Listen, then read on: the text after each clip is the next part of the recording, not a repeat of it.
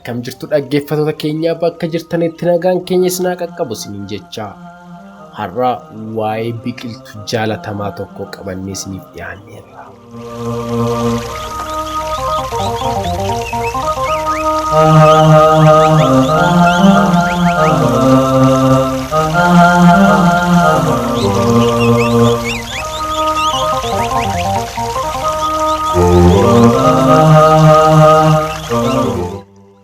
Mee waa'ee appilii hammam quba qabdu laata?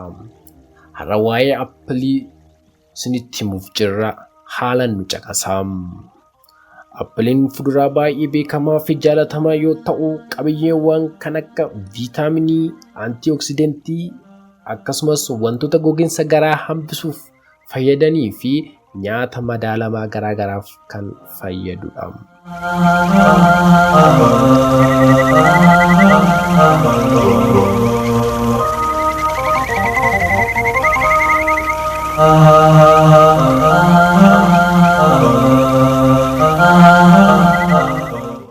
Niwutiriyentiin garaagaraa qabaachuurraa kan ka'e dhukkuboota hedduu dhala namaa irraa ittisa. Appiliin boca, halluu, dhamdhama, qabiyyee niwutiriyentii fi faayidaa fayyummaaf oolan irratti hundaa'uun garaagarummaa hedduu qabu.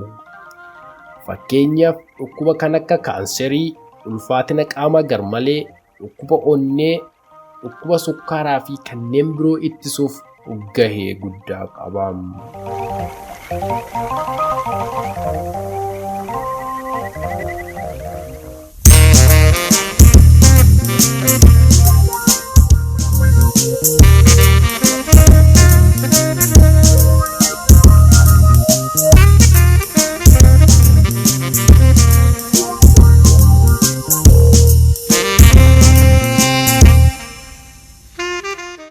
Mi'aammoo faayidaalee appilii irraa argaman wajjin haa ilaallu. Faayibarii fi viitaaminii akkasumas albuudotaan kan badhaadhedha. Innis antiooksidentii guddaa qabaachuurraa kan ka'e fayyaa dhala namaaf hedduu barbaadamaadha.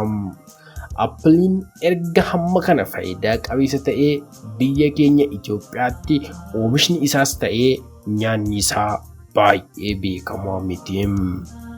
Sababni isaas appiliin gabaa biyyaatiif dhiyaatu oomisha biyya alaa waan ta'eef gabaa irratti gatiin isaa baay'ee mi'aawaadhaa fi qaalawaadha. Kanarraa ka'uutiin namoonni hedduun akka fedha isaaniitti bitanitti fayyadamuun ulfaataa ta'ee argamee jira. Hammaan xiqqaa ta'u illee biyya keenya keessatti oomishamuu jalqabee jira. Oomisha biyya keessaa kana nyaataaf oolchuu fi gabaaf dhiyeessuuf dirqama lammii hundaati.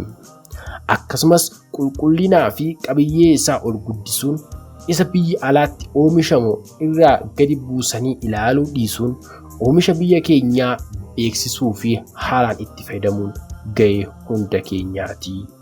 Irra caalaas appiliin biyya keenya keessatti oomishamu kan biyya hambaa caalaa orgaanikiin kan badhaadhe ta'uu isaa barree appilii biyya keessaaf carraa dursaa kennuun dhaamsa keenyadha.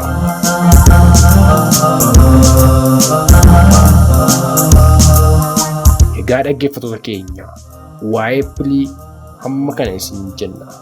Waan nu dhaggeeffattaniif horaa bulaa deebanaa.